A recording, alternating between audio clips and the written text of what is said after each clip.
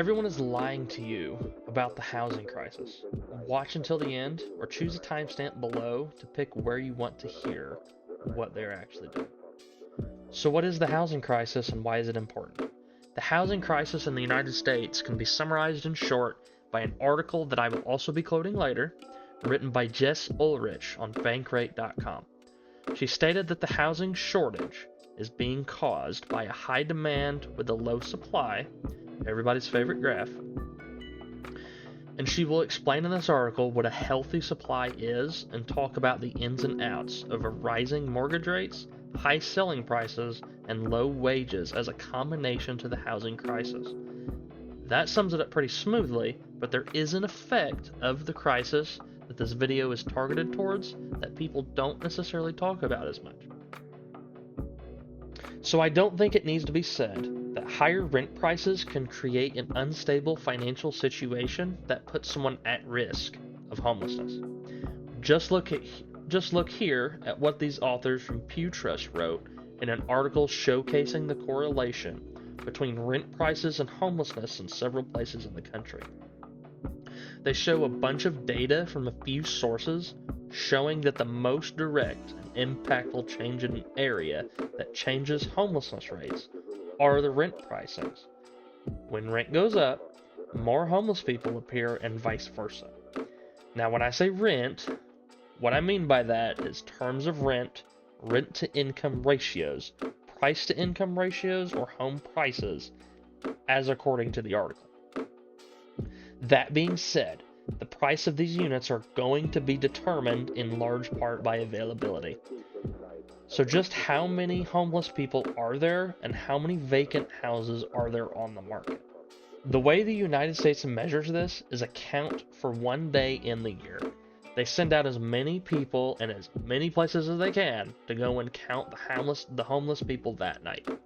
In 2023, they counted 653,104 homeless individuals in a single night, with 256,610 sleeping in an area deemed unfit, according to this article by Matthew Adkins. Unfit just meaning the streets more or less, and the rest of them were in shelters. That's a lot of homeless people. With housing prices being so high and mentions of supply being so low, I can see why this makes homelessness that much worse. But what is the actual supply? Well, the government defines it using what's called inventory, which is just counting the active listings on the housing market at the time. In 2020, there were roughly 950,000 listings at the start of the year, which is pretty close to where we are as of now in September of this year. But that is just people who are trying to sell their housing unit, not people who are renting it or actual empty houses. This will be an important distinction to make, because the next thing we need to look at is the vacancy rate of housing units. Remember, there were 950,000 in 2020 listed for sale, but not necessarily vacant nor occupied. In 2020, the total number of vacant housing units was 16 million? What was the homeless population at that time? 580,000? Impossible. There were enough empty houses to end homelessness tenfold and still have 10 million left. And there is a shortage of houses, but millions without people living in them? Something's not right. So we're going to look deeper into this. So according to an article written by Evan Brazel, 9.7% of homes in 2020 were vacant, with seasonal housing making up the majority of that, and for rent making up the second largest majority. The term seasonal housing just means it's like a vacation home, somewhere for your rich uncle to stay for a month when he travels to Hinsdale, Colorado, along with the other rich people, creating a 90% vacancy rate there.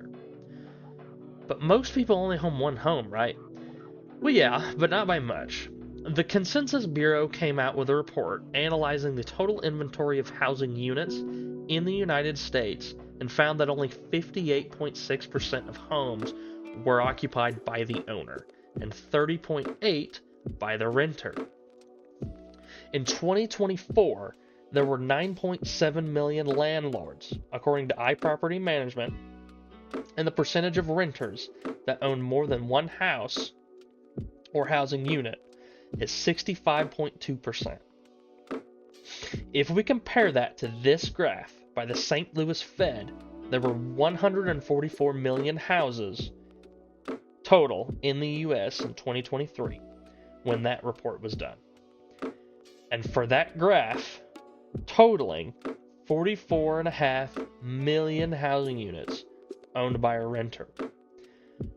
Now, I mentioned seasonal housing, but went into renter properties. The number of vacant seasonal houses were 4.6 million in 2020. These are houses that are vacant most of the year and are just occupied for seasonal vacation. The inflated prices from this artificial shortage can't only be bad for average Americans, right? It has to also be bad for landlords too, right? Well, landlords would go on to buy 14.8% of homes in Q1 of 2024 to flip or rent, when average Americans could only afford 16% of listings at that time. So you tell me. The real estate industry in 2017 for renters was a $500 billion industry. $500 billion. But enough about the landlord side of things. What about average Americans? Well, according to Alex Gailey, to afford a median-priced home of $402,343, Americans need an annual income of $110,871, according to a new Bankrate analysis. That's nearly a 50% increase in just the last 4 years, end quote. So what is the average annual income for Americans anyway? $59,428. This varies from state to state, from higher costs of living, with people living in Massachusetts averaging $76,600, which is the highest average income in the United States, and Mississippi at the lowest, with $45,180. Massachusetts, by the way, has a county called Barnstable that, according to the article by Alex Gailey, is in the top 10 counties with most seasonal housing of 2020. Barnstable having an 88.2% seasonal vacancy rate, and Massachusetts being 7th in the highest number of homeless population in the country. Mississippi having the 3rd lowest in the country. So what is there to do about it? Well, there are a few options. Firstly, there are rent control programs that are aimed to make housing more affordable to families and curb homelessness at the same time. They do this mainly by just placing a rent cap that a landlord can charge and cannot go over. This doesn't work. According to Coladil and Constantin, whom conducted a study analyzing data between 1967 and 2023, they found that rent control does appear to lower rent for families in the short term. However, they found that there were higher rent prices for uncontrolled units and reduced residential construction.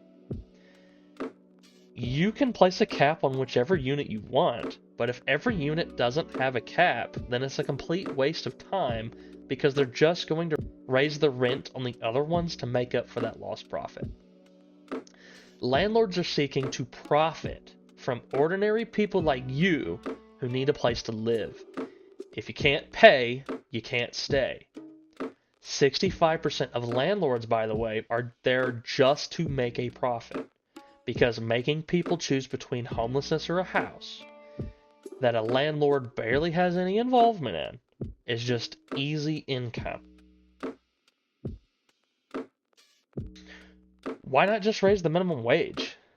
Well, the minimum wage has stayed stagnant since 2009. I do think it needs to be raised, but I have an even better idea. Decommodify housing. In the business of real estate, seize the vacant and for-rent homes and prohibit the unethical practice of renting for profit.